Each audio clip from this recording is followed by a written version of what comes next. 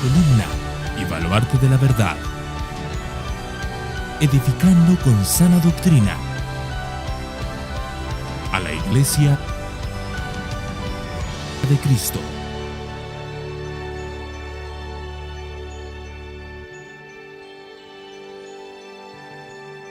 Oseas capítulo 6.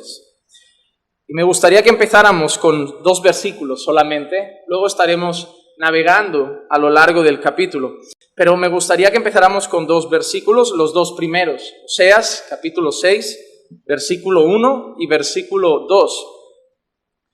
Y dice así la palabra del Señor: Venid, volvamos al Señor, pues Él nos ha desgarrado y nos sanará, nos ha herido y nos vendará, nos dará vida después de 2 días, al tercer día nos levantará y viviremos delante de Él. ¿Por qué he querido leer hasta ahí? Cuando nosotros leemos algunos versículos y no leemos todo un capítulo, podemos cometer errores de interpretación. Si nosotros leemos estos 2 versículos, parece una escena preciosa. Si nosotros leemos estos 2 versículos, realmente parece un pueblo que está queriendo confiar en el Señor y saber que a pesar de que el Señor los ha castigado, los va a sanar. Incluso el versículo 2, seguramente la cabeza de muchos de nosotros navega a la resurrección de Cristo. Cuando nosotros vemos en el versículo 2 que nos dará vida después de 2 días y al tercer día nos levantará, probablemente muchos de nosotros lo primero que pensamos es la resurrección de nuestro Señor al tercer día. Así que cuando leemos estos 2 versículos, parece que es un mensaje de esperanza. Parece que es un mensaje donde el profeta le está diciendo a las personas: tranquilos, que a pesar de todo, el Señor nos va a sanar. Tranquilos, que a pesar de todo, el Señor nos va a restaurar. Tranquilos, que todo está bien. Tranquilos, que a pesar de que nos hemos prostituido, a pesar de que nos hemos ido con los ídolos, a pesar de que el Señor ha determinado juicio contra nosotros, tranquilos, que Dios siempre perdona. Eso es lo que parece ahí. Y puede ser un error de interpretación ver el texto de esa manera.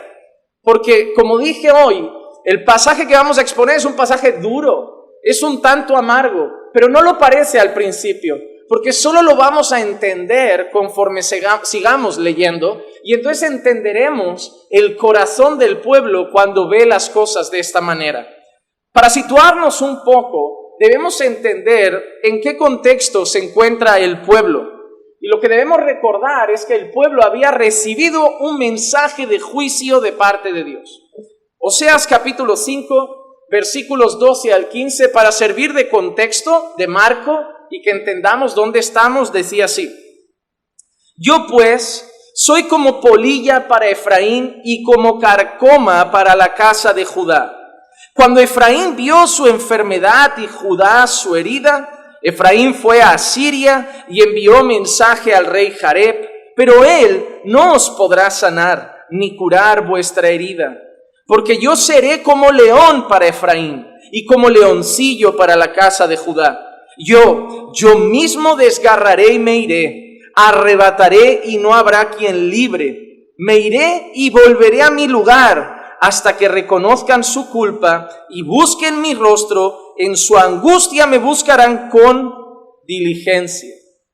¿Por qué quiero volver aquí atrás? Porque quiero que analicemos estas palabras rápido para entender lo que va a pasar después. El Señor había dicho que cuando el pueblo había pecado, en lugar de volver arrepentidos al Señor, habían buscado solución en otras cosas, en otras personas. Habían corrido a Asiria, habían ido a un rey que era poderoso, un rey que tenía fuerza, un rey que era reconocido, pero el Señor dice que han ido a buscar la solución a los hombres, pero el castigo viene de Él. Y hermanos, es así de sencillo. Cuando Dios castiga, no hay hombre que te pueda librar de eso.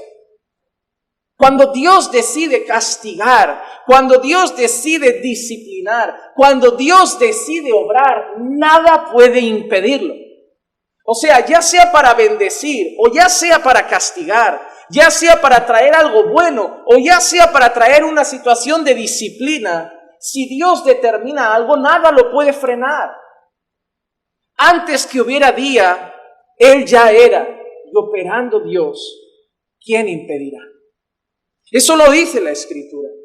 La Escritura nos deja claro que servimos a un Dios que hace lo que quiere en el cielo, en la tierra y debajo de la tierra.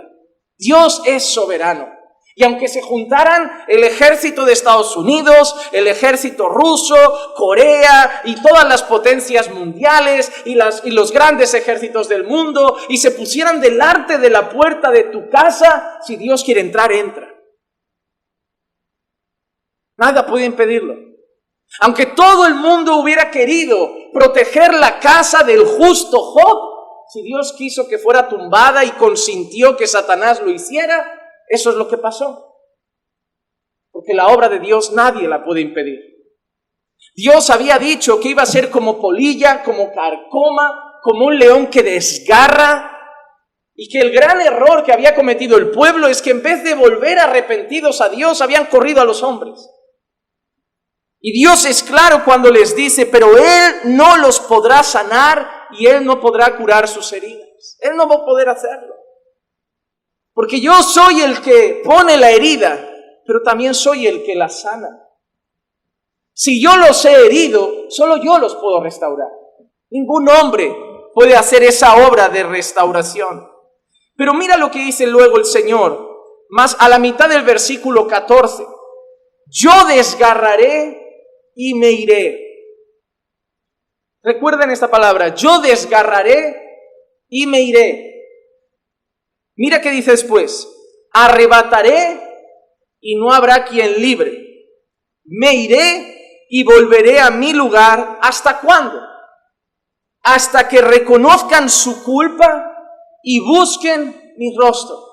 De eso hablábamos la semana pasada, de la necesidad de un sincero y profundo arrepentimiento. El Señor disciplina a su pueblo con la intención de que su pueblo sea santificado. Y somos santificados cuando nos humillamos, nos quebrantamos, reconocemos nuestra culpa y buscamos el rostro del Señor.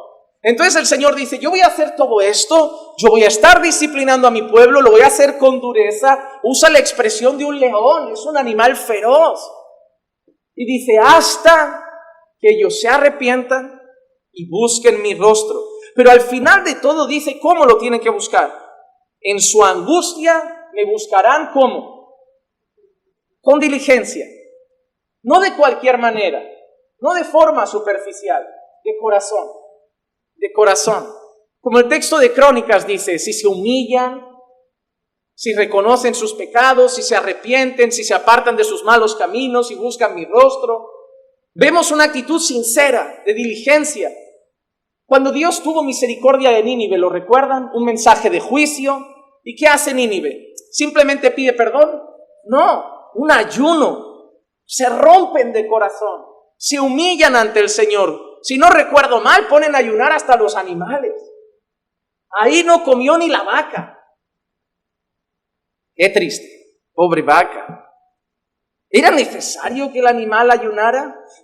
Probablemente no, hermano, probablemente no. Yo sí tengo una situación mala en casa y Clicia y yo decidimos humillarnos ante el Señor, no salgo fuera, le retiro el comedero a mis perros y le digo a Choco y Susi, lo siento, hemos pecado contra el Señor.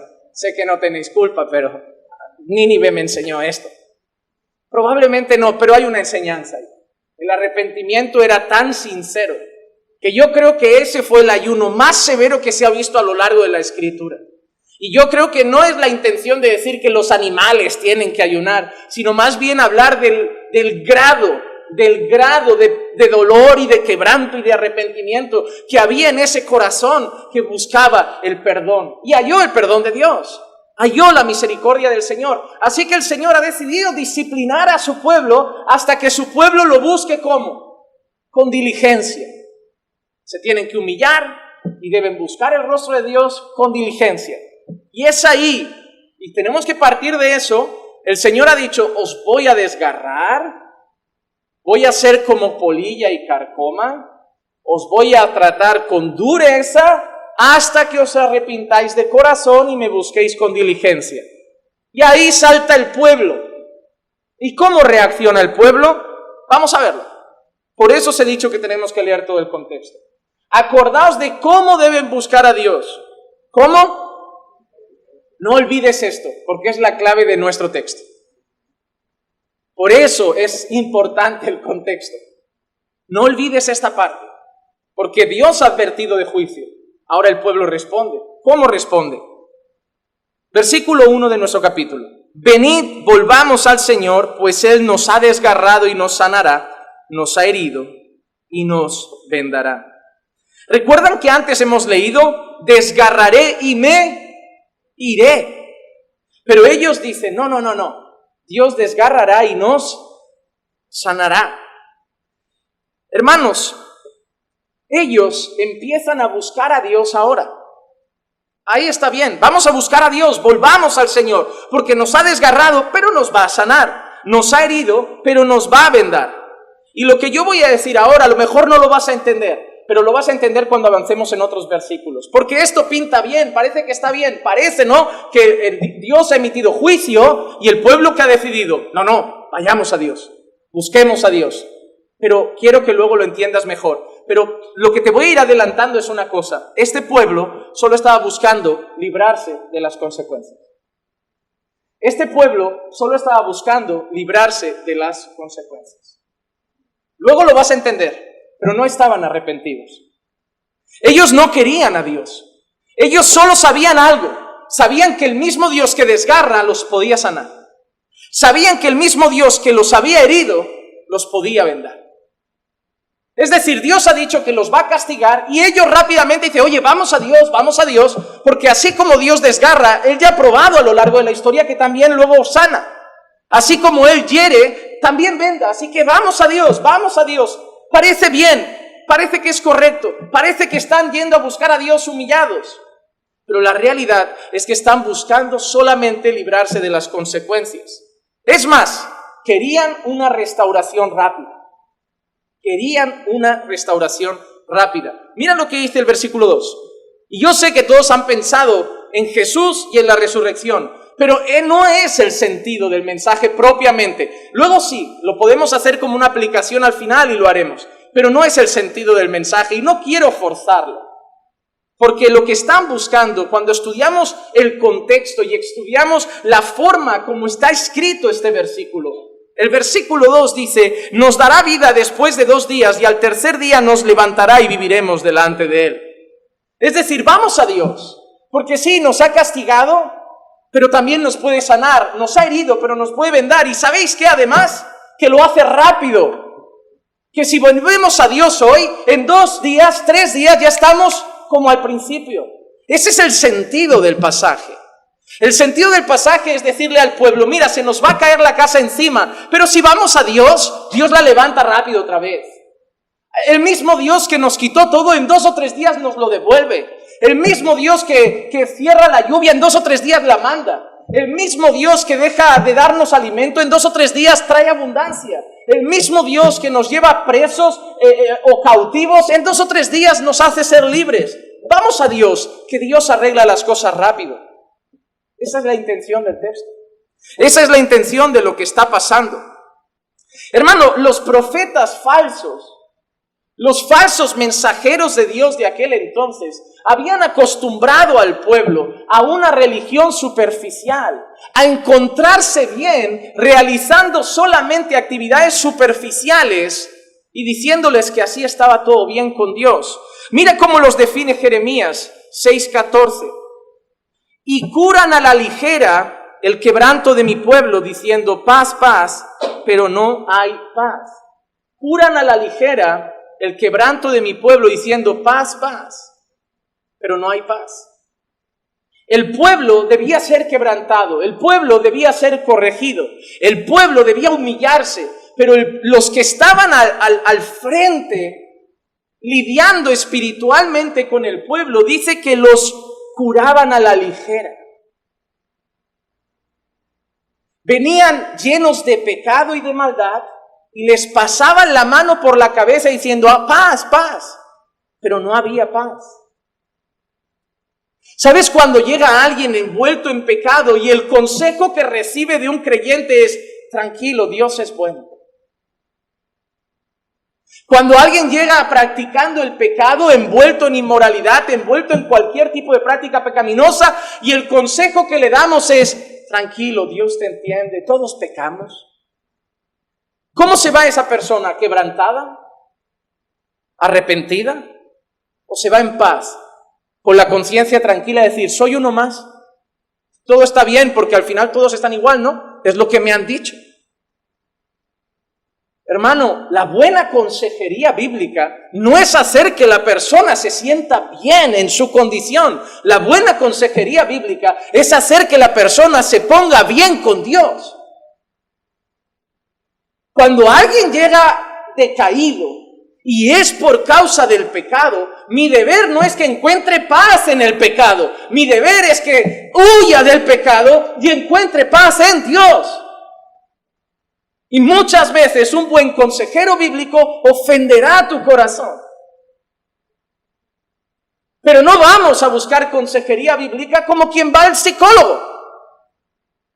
Cuando vamos a terapia buscamos librarnos de nuestras cargas, sentirnos bien con nosotros mismos, irnos desahogados para casa. Y hay mucha gente que va a la iglesia buscando lo mismo, sentirse mejor con uno mismo. Pero no, hermano, lamento decirte que la palabra de Dios nunca he visto que haga sentir a nadie cómodo consigo mismo. Como leí una vez una frase que decía, encontré muchos errores cuando acabé de leer la Biblia, pero todos ellos se encontraban en mí. La palabra de Dios nunca nos deja indiferentes, hermano. Cada página que volteamos y nos habla de un Dios santo. Cada página que volteamos y nos habla de nuestro Salvador. Cada página que volteamos y nos habla de cómo quiere que vivamos. Nos hace cuestionarnos lo mucho que necesitamos cambiar. Lo mucho que necesitamos a Dios. Pero nunca nos deja en paz con nuestra condición. Estamos en paz con Dios porque ya no somos esclavos del pecado. Pero tenemos una batalla constante con nuestra carne. Los falsos profetas no hacían eso. Curaban al pueblo a la ligera. Y a pesar de que viniera terrible juicio contra ellos, eran capaces de decir, paz, paz, tranquilos. Dios es bueno. En 2 o 3 días, Él lo cambia todo. Aguantad 2 o 3 días el chaparrón, porque nosotros hacemos un poco de culto a Dios y Dios vuelve a arreglar la situación. Eso es lo que querían hacer. Mira lo que dice Jeremías 8, 11 y 12. Y curan a la ligera el quebranto de la hija de mi pueblo, diciendo paz, paz, pero no hay paz. ¿Se han avergonzado de la abominación que han cometido? Mira qué preguntas del profeta. ¿Se han avergonzado de su pecado? ¿Se han avergonzado de su maldad? ¿Se han avergonzado de su iniquidad? Él mismo responde y dice, ciertamente no se han avergonzado. Tampoco han sabido ruborizarse, por tanto, caerán entre los que caigan. En la hora de su castigo serán derribados, dice el Señor. Hermano, esa es la condición. Recuerda, Jeremías anda por el mismo tiempo, por ahí. Y esa es la condición. Un pueblo que ha pecado contra Dios, un pueblo que ha ofendido a Dios y un pueblo que va a ser disciplinado por Dios. Y Dios dice, pero si se humillan y se arrepienten y se quebrantan y buscan mi rostro con diligencia, con sinceridad de verdad, yo los voy a restaurar. Pero los profetas simplemente les decían, tranquilos, hagamos 2 o 3 cositas, busquemos a Dios. Hagamos culto otra vez al Señor. Hagamos holocaustos otra vez al Señor. Y el Señor que hiere también sana. Y el Señor que desgarra también venda. Y a los 2 o 3 días el Señor ya nos ha levantado otra vez. Pero no había sinceridad ahí. Como dice Jeremías, no se habían ruborizado. No se habían avergonzado. Simplemente mostraban por fuera una falsa conversión. Miren lo que dice el versículo 3. Conozcamos pues Esforcémonos por conocer al Señor. Su salida es tan cierta como la aurora, y Él vendrá a nosotros como la lluvia de primavera que riega la tierra.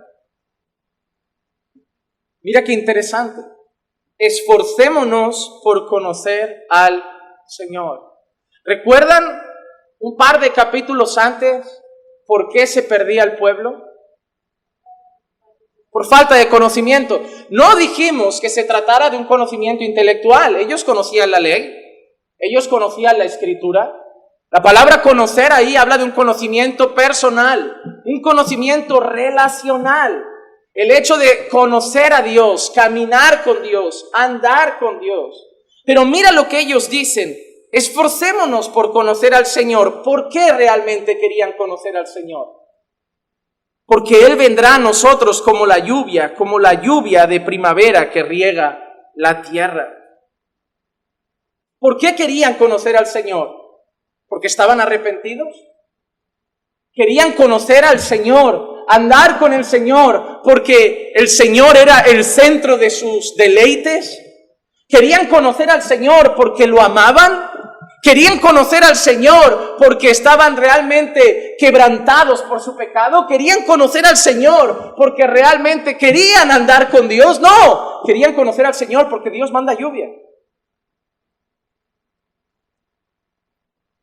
Solo eso. Vamos a conocer al Señor otra vez. Vamos a andar con Dios otra vez. Vamos a acercarnos otra vez a Dios. ¿Por qué? Porque Dios manda lluvia. Él se va, pero Él luego trae lluvia otra vez. ¿Qué representaba esa lluvia ahí? Hermano, ¿de qué dependían muchas de sus cosas, sino de la cosecha?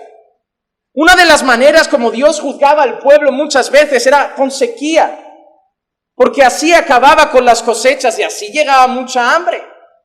Entonces ellos confiaban de que si se acercaban otra vez al Señor, volvería a haber lluvia. Y hasta ahí todo parece bonito, porque están diciendo, no, mira, si vamos a Dios, Él hiere, pero Él sana. Vamos a Dios porque Él desgarra, pero Él venda. Vamos a Dios porque Él se ha ido, pero Él también volverá. Vamos a Dios porque así como nos ha tumbado, nos levanta. Vamos a Dios porque así como Él se fue, mandará la lluvia.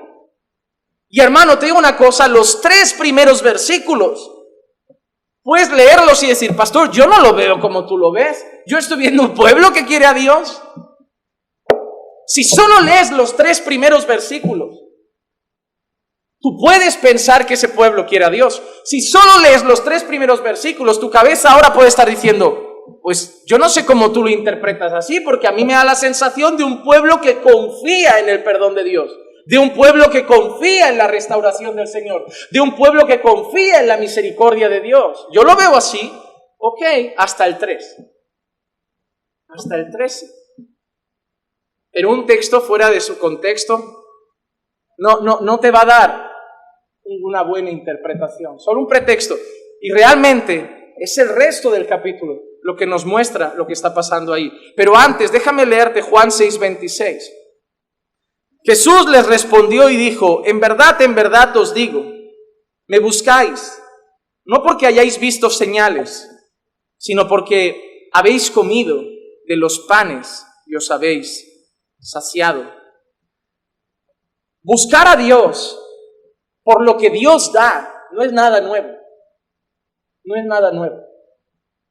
A lo largo de la historia de la humanidad, el hombre siempre ha buscado a Dios, muchas veces solo por sus beneficios. Incluso los falsos dioses son buscados por lo que pueden ofrecer, porque ellos creen que los falsos dioses pueden ofrecer cosas. Hay gente que cree en el Dios de la lluvia. Hay gente que cree en el Dios de muchas cosas. Tribus indígenas que adoran a falsos dioses solamente porque creen que sus cosechas, que las lluvias dependen de ellos. A lo largo de la historia, el pueblo de Dios mismo también muchas veces ha buscado a Dios solo por interés. Cuando había maná, todo estaba tranquilo. A la que faltaba algo un poco, ya buscamos a otro becerro. Cuando Dios suplía todo, iba todo bien. Cuando no, pues la cosa ya no nos interesaba tanto. Y hasta hoy sigue siendo igual. Jesús está diciéndole a algunas personas, no me estáis buscando por ser quien soy, no me estáis buscando por ser el Mesías, no me estáis buscando porque me améis, me estáis buscando porque habéis comido de los panes y os habéis saciado. Había personas que buscaban a Jesús por los milagros y ya.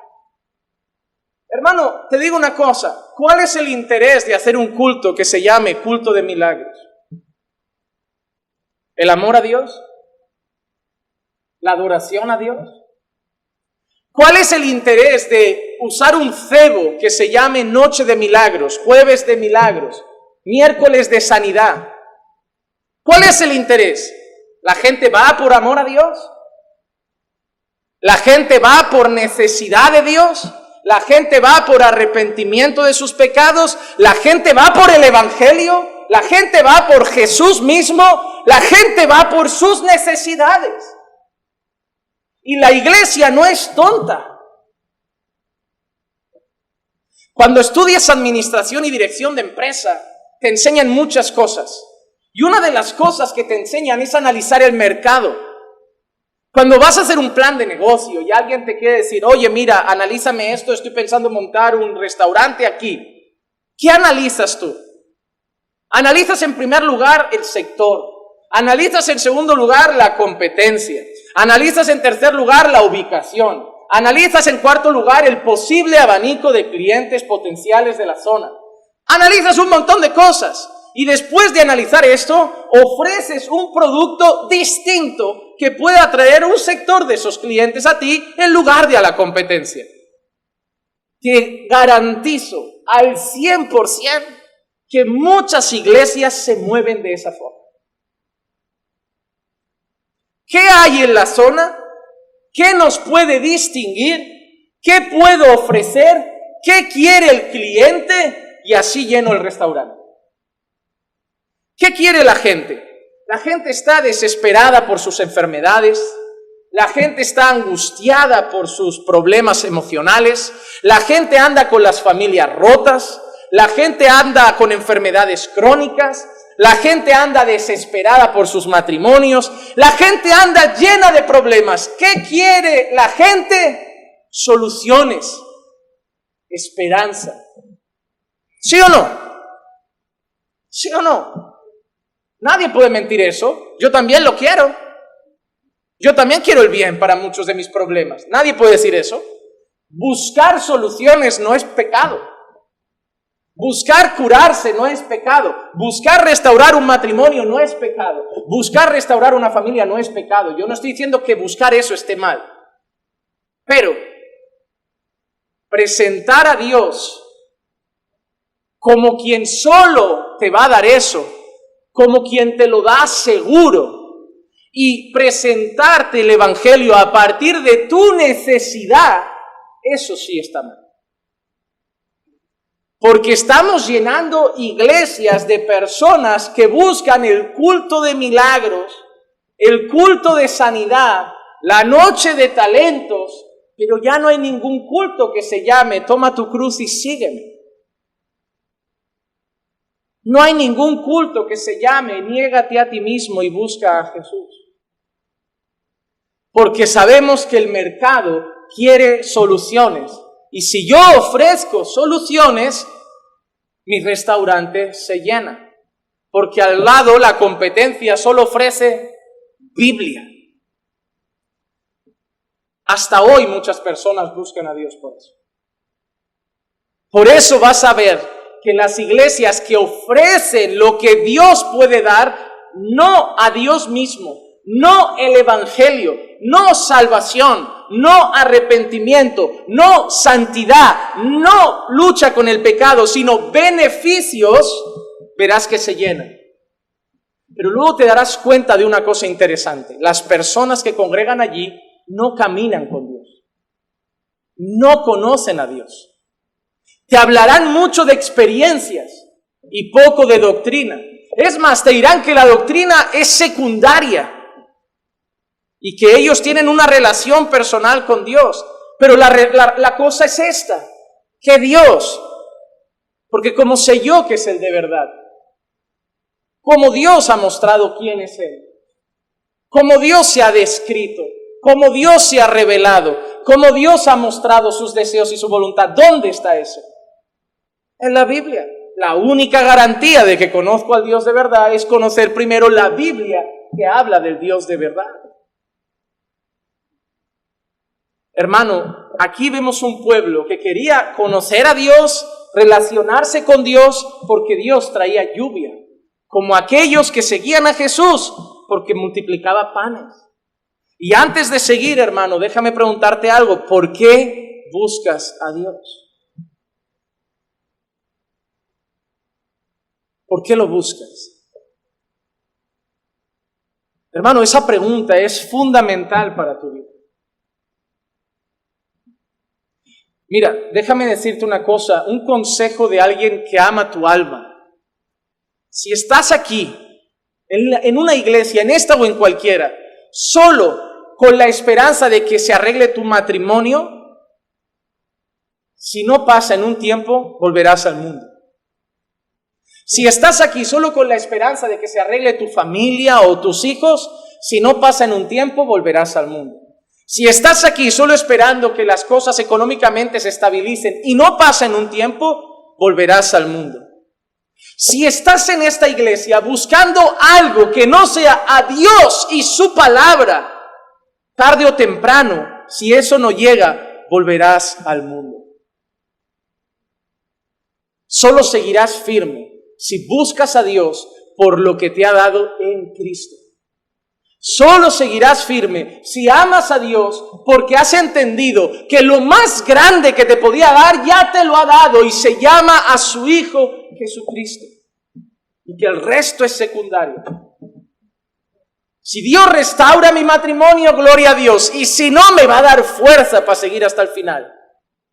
Si Dios restaura mi familia, gloria a Dios. Y si no, me va a dar fuerza para seguir hasta el final. Si Dios me sana, gloria a Dios. Y si no, me iré con Él. Pero yo no vengo a buscar lo que Dios me puede dar. Yo vengo a adorarle por lo que Él ya me dio. Me dio salvación en Cristo.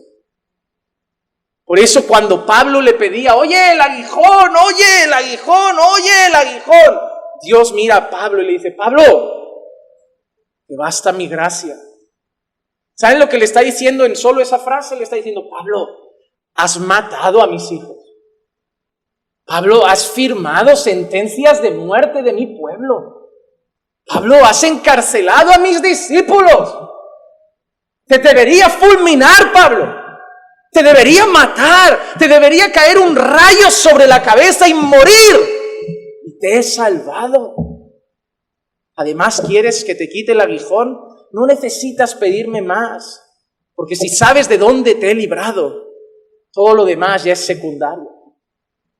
Y hermano, lo mismo debes recordar tú. A ti también te basta la gracia de Dios. Porque tú te ibas al mismo infierno que se iba Pablo. Al mismo. Quizá no habías matado creyentes, pero habías fornicado, habías adulterado, mentido, robado, deshonrado a tus padres. Cualquier pecado, con uno basta para incumplir toda la ley. Pero Dios te ha dado su gracia. Si no te quiere dar nada más, Él sigue siendo bueno, porque no te tendría que haber dado ni salvación. Y te la ha dado, y te la ha dado. Es a partir del versículo 4 ahora que vemos una cosa que cambia el panorama. En los 3 primeros, como hemos dicho, parece que el pueblo quiere a Dios. Vamos a buscarlo, Él nos sanará, Él nos restaurará. Pero mira qué pregunta Dios. Ahora es Dios el que pregunta, ¿eh? El pueblo está diciendo, vamos, que nos restaura, vamos, que nos sana, vamos, que al tercer día nos levanta. Pero mira qué responde Dios en el 4. Dios normalmente uno espera que diga, oye, qué bueno, os habéis arrepentido, oye, qué bien, estoy feliz, estoy gozoso. Pero mira qué dice el 4. ¿Qué haré contigo, Efraín? ¿Cómo? Si acabo de decir que te busquemos, que nos vas a sanar, que te busquemos, que nos vas a restaurar, que te busquemos, que al tercer día nos levantarás, que te busquemos, que mandarás lluvia, y me dices, ¿qué voy a hacer contigo? ¿Por qué me hablas así, Señor? ¿Por qué esa pregunta? ¿Qué haré contigo, Efraín? ¿Qué haré contigo, Judá? Porque mira qué dice Dios. Porque vuestra lealtad, es decir, todo esto que estáis montando, todo esto que estáis organizando, este súper arrepentimiento, vuestra lealtad es como nube matinal y como el rocío, que temprano desaparece. ¿Sabes cuál es el problema? Que las palabras engañan a los hombres, que las acciones engañan a los hombres, pero ni las palabras ni las acciones engañan a Dios, que conoce el corazón. Ellos podían decir, vamos a Dios. Ellos podían hasta organizar un culto y llamarlo culto de arrepentimiento, pero Dios mira el corazón y dice, no están avergonzados, no están arrepentidos, solo creen que con eso yo ya no voy a castigar. Creen que si hacen eso, yo paro la disciplina. Creen que si hacen eso, ya se acaba el problema. Pero su lealtad es superficial. ¿Cómo Dios quería que lo buscaran? ¿Cómo Dios quería que lo buscaran? Pero ¿cómo es su lealtad? La lealtad de ellos es como una nube que temprano desaparece. ¿Eso es diligente? Superficial. Es superficial. ¿Cuántas personas, hermano, cuando se le está cayendo la casa en pedazos, vienen a llorar aquí? Y dan el culto. Vienen ese domingo rotos, lloran en cada alabanza, levantan 10 manos, es todo amén, aleluya, se postran en el suelo, lloran, vamos para allí. Ay, mira, parece que la cosa se calmó, volvemos a relajarnos, hasta que se vuelve a caer la casa encima. Una lealtad pasajera, buscando a Dios solamente cuando la casa se nos cae encima. Y hasta hoy hay gente así. Hermano, ¿sabes que hay gente que solo ayuna cuando hay pobreza? ¿Sabes que hay gente que solo tiene vida de oración cuando la mujer le pidió el divorcio? ¿Sabes que hay gente que solo ora cuando llega el COVID? ¿Te has preguntado si Dios manda ciertas cosas porque quiere que busques a Dios? A veces Dios te ama tanto que para tenerte cerca tiene que tirarte un poco la casa abajo. Porque si no te la tira, tú no lo buscas. Qué triste, ¿no? Como aquel hijo que solo busca al papá no hay que buscarlo. Al papá sí. La Biblia dice, honra a tu padre, no al papa. Como aquel hijo que solo busca a su padre cuando ha roto algo en la escuela. Como aquel hijo que solo busca a su padre cuando ya se metió en un problema. Cuando ya ve que no hay escapatoria. Como cuando ve que ya la lió, que ya está embarrado y ahí ya no hay cómo salir, ahí corre llorando a papá, lo siento, sé que me avisaste. Y el padre, que es bueno, sale y le arregla el problema, pensando que esas lágrimas eran sinceras y el hijo ya no lo haría otra vez. Pero el hijo piensa, oye, qué bueno es papá. Cada vez que yo me embarro y echo 4 lagrimitas, papá viene, se compadece, lo arregla. Y el mes que viene la lío otra vez con otra cosa. Porque yo sé que papá siempre arregla los platos que rompe. Si tú siempre arreglas los platos rotos de tu hijo y no le haces pagar sus propios platos, no estás educando bien a tu hijo. Porque le estás haciendo entender a tu hijo que los actos no tienen consecuencias porque tú las estás pagando por él. Dios tiene que dejar que el pueblo pague sus propios platos, porque si no el pueblo no aprende las consecuencias del pecado. Muchos de esos por qué que le dices al Señor, ¿por qué? Muchas veces es el Señor diciéndote para que entiendas que las decisiones tienen consecuencias. Para que entiendas que el pecado tiene consecuencias. Tienes que aprender, porque Dios al hijo que ama lo disciplina. Al principio no agrada, pero luego da fruto de justicia. Pero Dios sabe que este pueblo lo busca con superficialidad, con una lealtad pasajera. ¿Y qué hace Dios cuando quiere hablar al corazón de su pueblo? ¿Tiene falsos profetas Dios? No, el enemigo sí. Hay falsos profetas que cuando hay caos, solo masajean un poco el ego de las personas, les dicen paz, paz. Pero el versículo 5 nos dice ¿qué usa Dios para así llamar la atención de su pueblo? Hay falsos profetas, pero hay verdaderos. El versículo 5 dice: por tanto, los he despedazado por medio de los profetas. ¿Qué ha usado el Señor para despedazar a su pueblo? ¿Qué ha usado el Señor para matarlos? Las palabras de su boca. Los juicios sobre ti son como luz que sale. Son como la luz que sale. Hermano, así como el falso profeta, llegas a la iglesia y te hace ir feliz aunque estés en pecado, cuando Dios pone su palabra en la boca de sus siervos, desgarra el corazón. Desgarra el corazón. Hace un tiempo estuve hablando con una persona y se sentó en mi despacho y me dijo: es que cuando tú predicas, solo juicio, duele demasiado, me hace sentir que ni soy creyente. Y yo solo le hice una pregunta, le dije: mira, dejando a un lado tu sentimiento con mis sermones, solo déjame decirte algo, son bíblicos. Sí, pero, no, pero nada, son bíblicos. He dicho algo que no esté escrito. He dicho algo que no diga la Biblia. No, pero le digo, entonces, ¿con quién es tu problema? No es conmigo. Si yo te he dicho lo que está escrito, ¿de quién viene ese juicio? El problema no es con el mensajero. El problema es con el que inspiró el mensaje.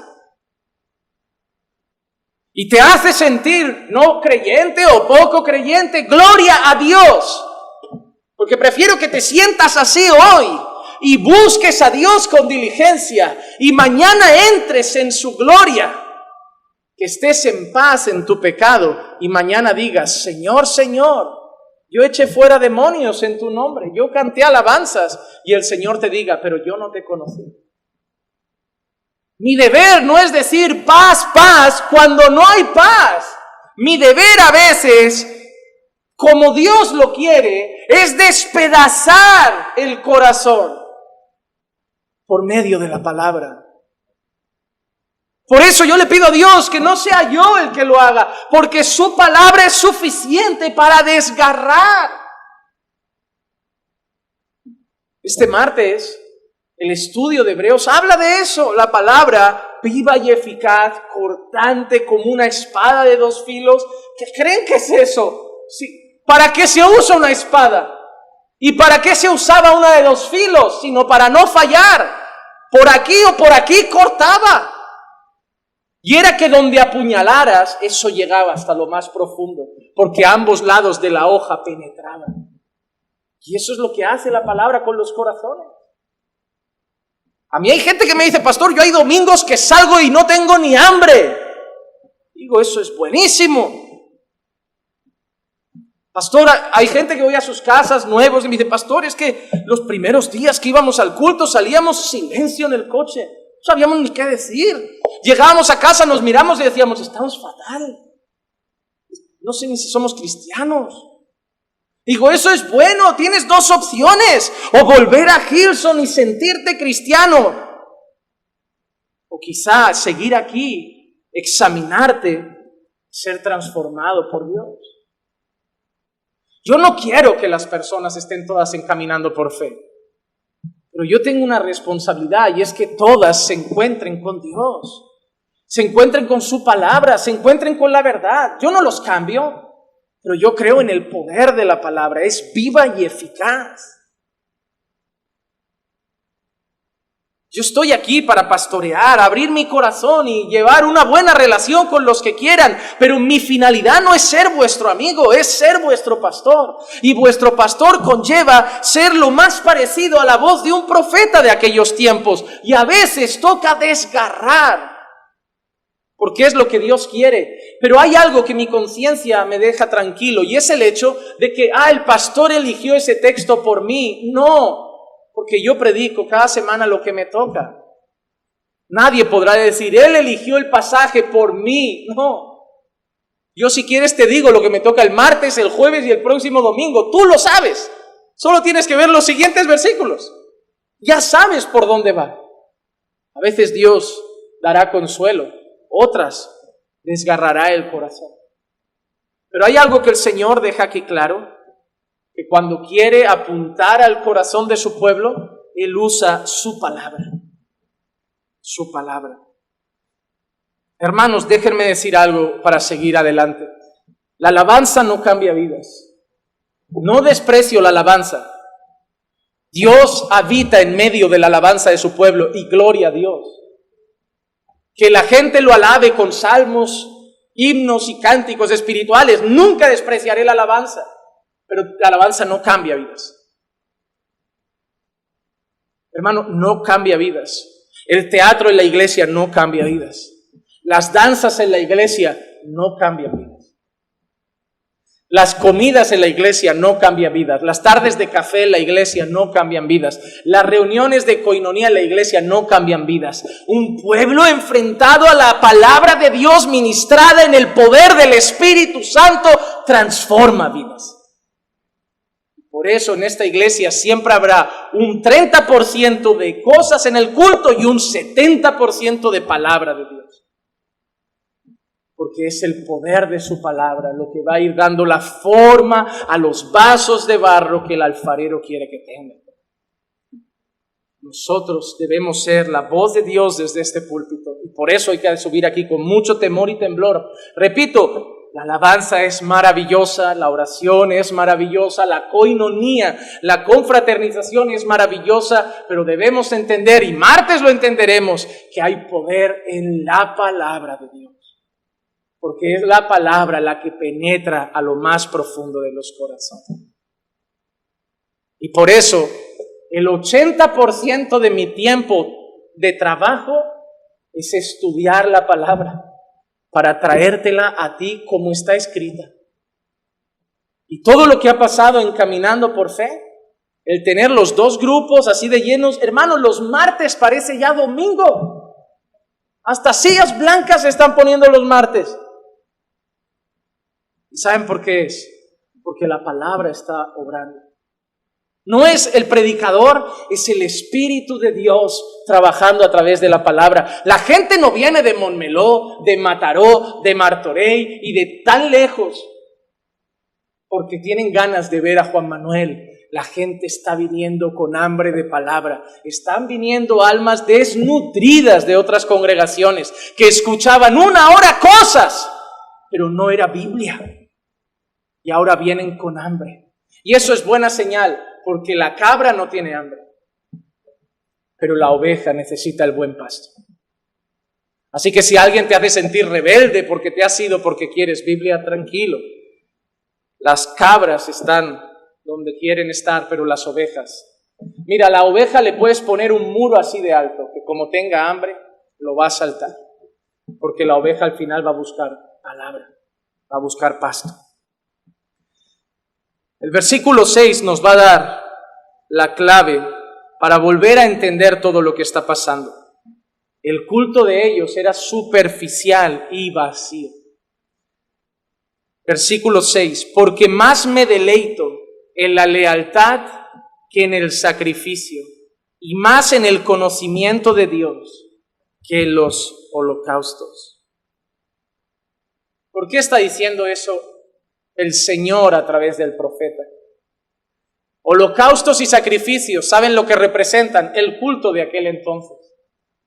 Queremos tener contento a Dios, sacrificios y holocaustos. ¿Qué quiere Dios para el culto? Sacrificios y holocaustos. Oye, traete un cordero, traete algo. Vamos a hacer un holocausto, que Dios, a la que sube el humo, se calma. Pero Dios los mira y, ¿qué haré contigo, Efraín? ¿Qué voy a hacer contigo, Judá? Estáis matando el cordero, sube el humo, pero esto no huele bien. Porque yo más que ese holocausto, ¿qué quiere el Señor? Lealtad. Lealtad. Más que el sacrificio y el holocausto, quiero conocimiento de Dios. Es decir, quiero que caminéis conmigo, no que estéis matando corderos todos los días. ¿Sabes cuál es el problema del pueblo de Dios siempre? Que quería arreglar su relación con Dios con un culto. He hecho todo esta semana fatal. Nada, matamos un cordero, Dios se calma, y otra semana igual de desastre. Era así, hermano. ¿Saben cuántos sacrificios se hacían semanalmente en el pueblo de Dios? Si estuviera Greenpeace en aquel entonces, si existiera una sola protectora de animales en aquel entonces, se vuelven locos. Si ya les escandaliza un matadero de cerdos o de vacas, si hubieran visto al pueblo de Dios en aquel tiempo, los corderos ni tenían tiempo de crecer. Era cordero tras cordero, sacrificio tras sacrificio, porque para ellos la conciencia era peco, cordero, arregladito.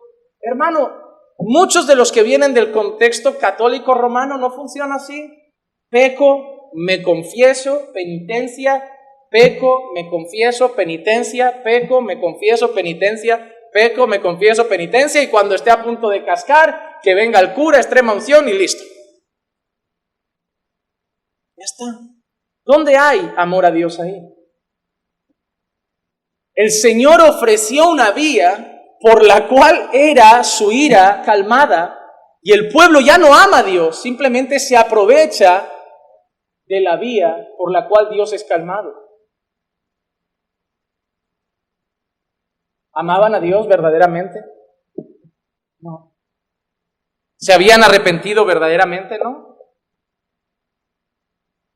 Hay mucha gente que viene los domingos al culto para calmar su conciencia, creyendo que si el domingo canta, creyendo que si el domingo aguanta el chaparrón de Juan Manuel, ya es creyente y está en paz con Dios.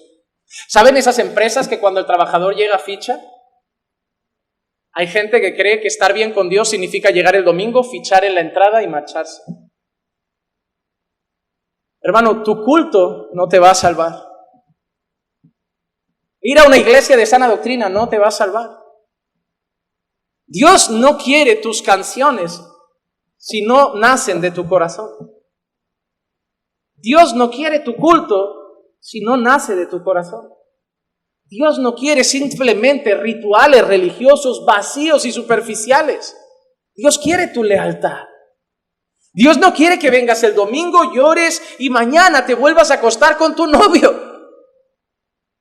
Dios no quiere que vengas el domingo, derrames 4 lágrimas y sigas viviendo una vida inmoral, siendo un grosero, diciendo palabrotas, hablando con falta de respeto. Esto para Dios apesta. Así como las oraciones y el culto a Dios sube como un olor grato y fragante, el falso culto sube como un olor asqueroso, hermano. Y Dios no lo recibe. Vamos a ver algunos textos que refuerzan esto. Mateo 9:13 nos recuerda estas palabras. Mas id y aprended lo que significa: misericordia quiero y no sacrificio, porque no he venido a llamar a justos, sino a pecadores. Hermano, es interesante. ¿Saben a quién le cita Jesús estas palabras usualmente? A los fariseos. Se enfadaban porque Jesús partía el pan con pecadores. Y los fariseos eran de guardar la apariencia. No, yo no camino con pecadores, yo soy hijo de Dios, yo no me mezclo con la plebe mundana, yo no me mezclo con infieles, yo no me mezclo con sucios pecadores. Mira este que anda con borrachos, mira este que anda con glotones. Y el Señor los mira y les cita esas palabras. ¿Qué quiere decirles Jesús? ¿Sois tan celosos de los rituales por fuera? ¿Sois tan celosos de no coger ni una bolsa de la compra el sábado? ¿Sois tan celosos de llevar las ropas sacerdotales? ¿Sois tan celosos de los rituales externos, pero por dentro? Ni amáis a Dios, ni amáis al prójimo. Jesús le dice eso muchas veces a los fariseos. Eran los líderes religiosos del momento y Jesús les expone que están muertos, que su culto no sirve. Era un culto falso a Dios. Miren en este texto, 1 Samuel 15, 22 y 23. Y Samuel dijo: ¿se complace el Señor tanto en holocaustos y sacrificios como en la obediencia a la voz del Señor? ¿No es lo mismo? ¿No es la misma expresión? ¿Acaso se alegra Dios con los sacrificios y holocaustos como se alegra Dios cuando le obedecéis en vez de tener que matar tantos animales? He aquí, el obedecer es mejor que un sacrificio y el prestar atención que la grosura de los carneros, porque la rebelión es como pecado de adivinación y la desobediencia como iniquidad e idolatría. Por cuanto has desechado la palabra del Señor, Él también te ha desechado para que no seas rey. ¿Para quién fueron esas palabras? ¿Para qué rey? Saúl desobedece a Dios, incumple una orden directa del Señor. Saúl, hay que matar a todos. Y no te estoy preguntando qué te parece, si dejo los niños, los animales, o dejo al rey. Saúl, tú tienes que obedecer. Yo soy Dios, tú eres el rey, está bien. Sobre el pueblo estás aquí arriba, pero por encima de ti mi trono está más alto. Saúl deshonra a Dios. Saúl desobedece a Dios y Saúl lo quiere arreglar con alguna cosa superficial, pero Samuel le dice de parte de Dios: no vale, Saúl, no vale, lo que importa es que has desobedecido. No importa lo que quieras hacer por fuera. No importa que quieras ser como los mormones, que si pecan lo tienen que compensar con buenas obras. He hecho algo malo, bueno, hago un poco de caridad y queda la balanza compensada. Muchas religiones funcionan así. He hecho algo malo, una penitencia. Ay, he mirado a otra mujer, padre. Bueno, 2 padres nuestros. Padre, me acosté con la vecina. 4 Padre Nuestro, 3 Ave María. Es así, ¿no? Peco, penitencia. ¿Dónde se agrada a Dios en eso? ¿No sería mejor ir y decir: no tengo nada que confesar hoy? ¿No agradaría más eso a Dios? Hay gente que se aprovecha de la misericordia y el perdón de Dios y solo lleva una vida religiosa superficial que no ama a Dios y no les va a salvar. Van a ir toda su vida a la iglesia. Pero déjame preguntarte, ¿quién eres en casa? Si en casa no eres cristiano, te vas al infierno, porque ese es quien eres. No es como tratas al pastor, es como tratas a tu esposo. Porque a mí todas las hermanas me tratan con respeto, me tratan de usted, pero yo les preguntaría cómo tratan a su marido. Todos los hermanos que se acercan a mi esposa o a alguien que se acerca la tratan con respeto, por ser una hermana o incluso por ser la esposa del pastor, pero ¿cómo hablan a la suya? Eso es quienes son ustedes. Dios no va a medir el respeto a mi persona, sino que Dios va a considerar la falta de respeto a tu marido, la deshonra a tu esposa, la falta de amor a tus hijos, la falta de oración en tu casa, la falta de lectura bíblica en el hogar. Dios va a considerar no tus 3 días a la semana en la iglesia, sino tus otros 4 fuera, donde ya no hay máscara, donde ya no hay disfraz. Aquí oras, está bien. ¿Cuánto oras allí? Aquí cantas, está bien. ¿Cuánto cantas allí? Aquí lees la Biblia, está bien. ¿Cuánto la lees allí?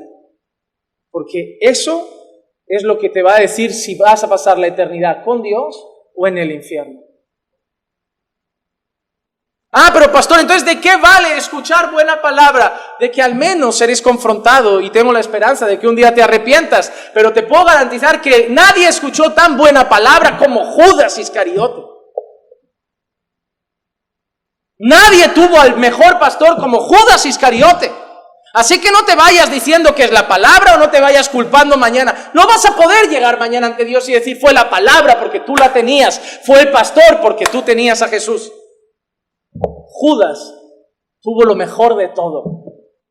al mejor pastor y la mejor palabra. Y no dejó de ser el hijo de perdición. Tú puedes tener un buen pastor, una buena iglesia y una buena predicación. Pero déjame decirte lo que Jesús le dijo a Nicodemo: tienes que nacer de nuevo. Porque cuando nazcas de nuevo, no vas a ir a la iglesia, vas a ser la iglesia. Cuando nazcas de nuevo, no vas a tener que ir al culto, te van a hacer, vas a ser un adorador. Cuando nazcas de nuevo, no vas a forzarte a hacer las cosas de Dios, porque tu corazón te las va a pedir, porque el Espíritu Santo morará en ti. Amós capítulo 5, 21 al 24 dice: aborrezco, desprecio vuestras fiestas. ¿Qué despreciaba el Señor? Vuestras fiestas. Tampoco me agradan vuestras asambleas solemnes. El Señor está diciendo que le aborrecen los cultos, hermano. ¿Tú te imaginas que el Señor viene ahora aquí y dice: caminando por fe, me dan asco vuestros cultos? ¿Cómo sentaría eso? Es lo que les está diciendo, Aborrezco vuestras asambleas solemnes, aunque me ofrezcáis holocaustos y vuestras ofrendas de grano. No los acepto. Señor no estaba aceptando ni la ofrenda, como algunos que creen que con el sobre Dios se calma. Ni miraré a las ofrendas de paz de vuestros animales cebados. Aparta de mí el ruido de tus cánticos. Mira que dice Dios: no quiero tu culto, no quiero tu ofrenda y no quiero ni tus cánticos. Aquí le damos culto, le damos ofrendas, le damos cánticos. La pregunta es: ¿será que le agradan? Esa es la pregunta. No quiero el ruido de tus cánticos, pues no escucharé ni siquiera la música de tus arpas. Pero sí voy a hacer algo, dice el Señor. Pero corra el juicio como las aguas y la justicia como corriente inagotable. Hermano, ¿te imaginas Dios bajando a la iglesia y diciendo: no escucho ni una de vuestras alabanzas, no escucho ninguna de vuestras oraciones, no atiendo ninguno de vuestros cultos, no estoy en medio de vosotros y vuestras ofrendas como si no las dierais? Hermano, es muy fuerte, porque el culto era falso. Lo que se hacía era lo correcto. Pero este pueblo de labios me honra, pero su corazón está lejos de mí. Dios no quiere solo el culto correcto, Dios lo quiere con la actitud correcta. Miqueas 6, del 6 al 8. ¿Con qué me presentaré al Señor y me postraré ante el Dios de lo alto? ¿Me presentaré delante de Él con holocaustos, con becerros de un año? ¿Se agrada el Señor de millares de carneros? ¿De cuántos? ¿De 10? ¿De 20? De millares. Había pecado para dar y vender, hermano. Se alegra el Señor de millares de carneros, de miríadas de ríos de aceite. Ofreceré mi primogénito. No, en serio. Esta gente estaba por arreglarlo, era capaz de ofrecer al hijo. Ofreceré mi primogénito por mi rebeldía, el fruto de mis entrañas por el pecado de mi alma. Bueno, pues, oye, si para que se calme Dios hay que dar al mayor, ya ha vivido más que los otros. ¿Quién es el primogénito de cada familia? Pero mira lo que dice. Él te ha declarado, hombre, lo que es bueno. Es decir, ¿sabes lo que está diciendo el Señor? Si ya sabes. Estás preguntando, el Señor quiere los holocaustos, millares de becerros, miríadas de aceite que ofrezcamos a nuestros primogénitos, y ahí para y dice: pero si Dios ya te ha dicho lo que quiere. O sea, no te hagas el tonto. No te la hagas de: ¿qué quiere el Señor? ¿Qué quiere el Señor de mí? No lo sé. Ya Dios lo sabe, tú lo sabes. Es lo que dice, Dios ya te lo ha declarado. ¿Y qué es lo que demanda el Señor de ti? Sino 3 cosas, dice aquí. Practicar justicia. Significa hacer lo que es correcto a los ojos de Dios. Hacer su voluntad. 2, amar misericordia. Amar al prójimo. Y 3, andar humildemente ante Dios. Obediencia, amor al prójimo y vivir una vida humillada ante Él. ¿No lo sabías eso? Sí, pero... vale. No es nada nuevo. Y déjame decirte algo, hermano. Lo mismo sigue siendo hoy. Es lo mismo que Dios ha querido siempre. Siempre. ¿Y cuál ha sido la consecuencia de ese falso culto a Dios? Parecía todo bonito, pero Dios ha visto el corazón, sabe que el culto es falso, ha levantado a sus profetas. Lo que ha pasado es que ha habido una alianza que se ha roto. Versículos 7 al 9. Pero ellos como Adán han transgredido el pacto, allí me han traicionado. Galaad es ciudad de malhechores con huellas de sangre, como bandidos al acecho de un hombre es la banda de sacerdotes que asesina en el camino a Siquem. Ciertamente han cometido iniquidad. Mira qué interesante, dice que Galaad es ciudad de malhechores. Lee conmigo Josué 20:8. Dice, y más allá del Jordán, al oriente de Jericó, designaron a Beser en el desierto, en la llanura de la tribu de Rubén, a Ramot en Galaad, de la tribu de Gad, y a Golán en Basán, de la tribu de Manasés. ¿Por qué te leo esto? Galaad era un lugar, una ciudad que se había destinado, si lees el Antiguo Testamento, como una cosa que se llamaba ciudad refugio. La ciudad de refugio era un lugar donde la gente que corría peligro de muerte iba allí y ahí se les protegía. Ahí no se les podía matar, ahí se les guardaba. Pero dice que Galaad, que era una ciudad refugio, se había vuelto una ciudad de malhechores. Y estaban por el camino asesinando incluso los sacerdotes. Las ciudades refugio, donde solo había paz, donde no podía haber muerte, eran unas ciudades de malhechores ya. Los sacerdotes estaban cometiendo iniquidad de todo tipo. ¿Saben qué nos enseña esto, hermanos? La alianza se había roto y el pueblo estaba pagando las consecuencias. Gálatas 7 y 8, Gálatas capítulo 6, versículos 7 y 8 dice, no os dejéis engañar, de Dios nadie se burla, pues todo lo que el hombre siembre, eso también segará. Porque el que siembra para su propia carne, de la carne segará corrupción, pero el que siembra para el Espíritu, del Espíritu segará vida eterna. Pastor, es que me casé en yugo desigual y ahora lo estoy pasando mal. Lo que el hombre siembra, el hombre cosecha. Pastor, es que tuve un momento débil en la fe, tuve relaciones, tuve un hijo y ahora estoy así en esta condición. Lo que el hombre siembra, el hombre cosecha. Se han acostumbrado demasiado a que esté papá para pagar los platos. Pero déjenme decirle algo que igual no les gusta y van a preferir ir a otra iglesia. Pero van a tener que comerse los platos. Porque Dios puede perdonar el pecado, pero las consecuencias a veces duran para siempre.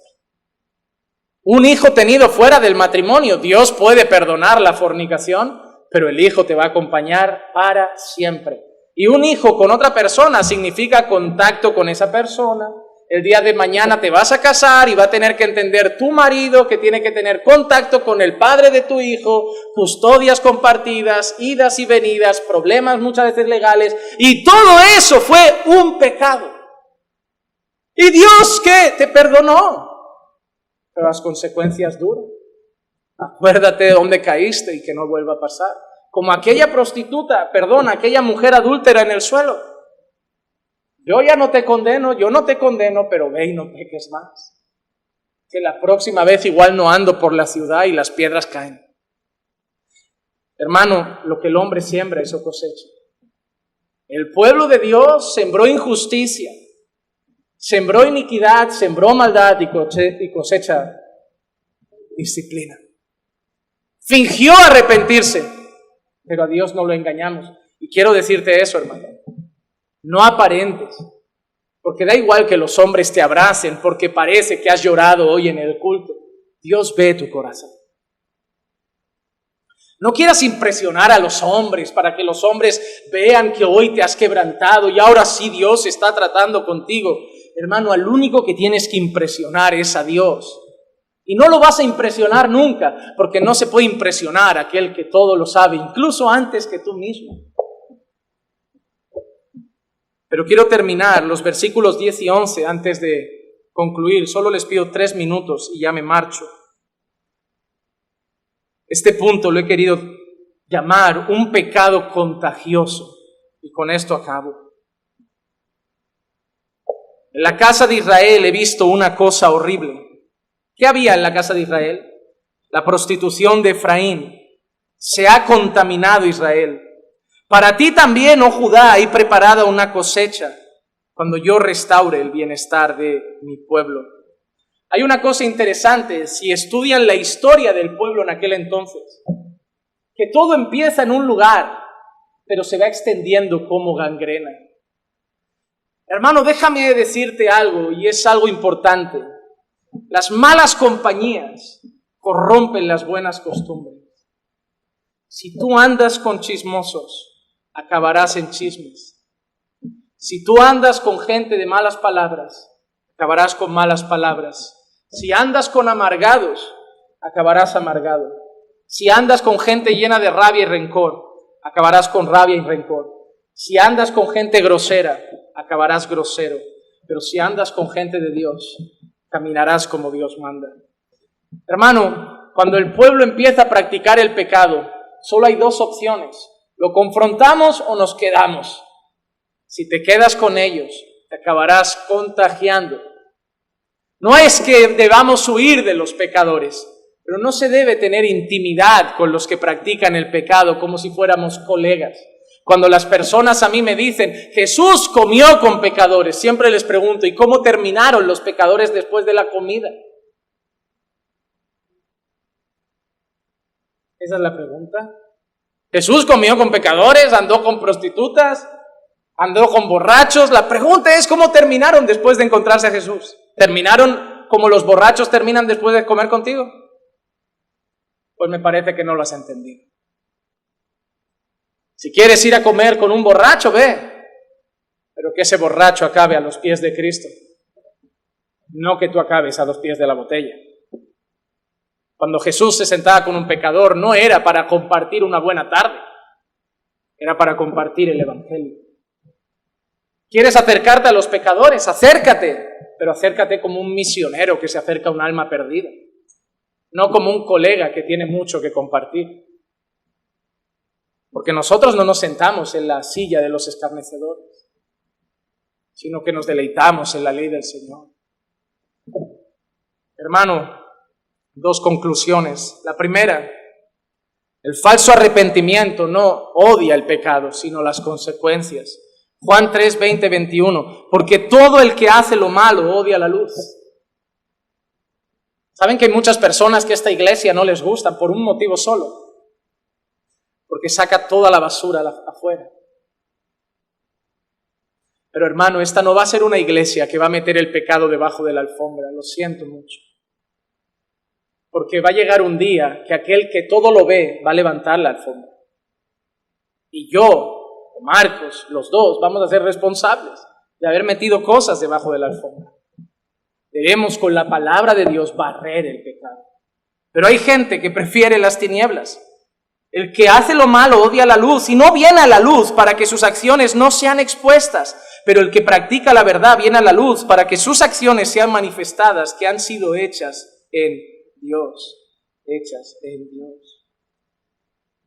Así que hermano, en primer lugar, ¿qué te preocupa? ¿El castigo de Dios o la ofensa hacia Dios? Esa es una gran pregunta a tu corazón. Si te preocupa solo el castigo, tienes un serio problema. Es como ese hijo que no le importa deshonrar a su padre, le importa que el padre se entere para que lo castigue. ¿Sabes cuando el padre te dice, oye, no traigas nadie a casa, venimos a las 9 tu madre y yo, no traigas nadie a casa? Y el niño trae a alguien a casa porque no ama a su padre y no honra a su padre, pero simplemente está atento a que su padre no lo pille. ¿Tú por qué temes a Dios? ¿Por amor a Dios o por miedo al castigo de Dios? Quien camina con Dios por miedo al infierno, el infierno es su destino. Porque los que realmente van a vivir la gloria eterna no son los que tienen miedo al infierno, sino los que aman a Dios. Y en segundo lugar, cuando hemos leído que el segundo día les dará vida y al tercero los levantará, sí, podemos pensar en Jesús. Y sí, hermanos, hay esperanza en Cristo. Dios nos ha podido herir, Dios nos ha podido desgarrar, pero Dios nos puede restaurar. Y así como estábamos muertos, Dios nos puede dar vida, como le dio vida a Cristo al tercer día. Pero, y con eso termino, para que tengamos vida al tercer día, para que encontremos vida en Cristo, para que podamos disfrutar de los beneficios de la resurrección de Jesús y seamos salvos. ¿Cómo había que buscar a Dios? Para que nosotros nos deleitemos en los privilegios de la resurrección, primero debemos humillarnos como aquel publicano. En Lucas 18:13 dice: pero el recaudador de impuestos, de pie y a cierta distancia, no quería ni siquiera alzar los ojos al cielo, sino que se golpeaba el pecho diciendo: Dios, ten piedad de mí, pecador. El fariseo, como siempre, alardeaba de su culto, ¿no? Doy mis diezmos, hago mis rezos, mis oraciones, hago esto, no soy como ese publicano. Culto exterior, muerto por dentro. Pero aparece un publicano. ¿Qué culto le dio a Dios si no podía ni levantar la cabeza? ¿Qué canciones le cantó a Dios si no sabía ni una alabanza? ¿Qué bueno tenía para darle a Dios? No le dio ningún culto. Pero Dios encontró algo mejor que el sacrificio, algo mejor que el holocausto. Dios encontró un corazón contrito y humillado, y eso Dios no lo desprecia. Porque ese publicano no dijo: tengo no diezmo, no oro, no hago nada. Señor, solo te puedo decir una cosa: ten piedad de mí, porque soy un pecador. Y eso es lo que Dios había dicho, que si el pueblo se humilla y me busca, yo lo restauro. Por eso Jesús dijo: ¿quién bajó de allí justificado? El recaudador de impuestos. Hermano, Dios te puede restaurar, pero primero te tienes que humillar. Que Dios hable hoy a los corazones, para que nuestro culto a Dios sea sincero y de corazón. Vamos a orar. Padre, te damos gracias por tu palabra. Gracias, Señor, por presentarnos la Escritura ante nuestros ojos y mostrarnos la realidad, Señor, del peligro de ofrecerte solamente un culto externo y superficial, pero no sincero y de corazón. Humilla nuestros corazones cada día, Señor, para que te busquemos con un corazón sincero, para que nuestra alabanza no brote solo de nuestros labios, sino de lo más profundo de nuestro ser. Habla a nuestros corazones a través de tu palabra hoy, Señor, y que pueda dar fruto en nuestras vidas. Bendice también el mensaje que será predicado en el segundo turno y todos los que lo escucharán. Te pido todo esto, Señor, en el nombre de Jesús. Amén, amén y amén.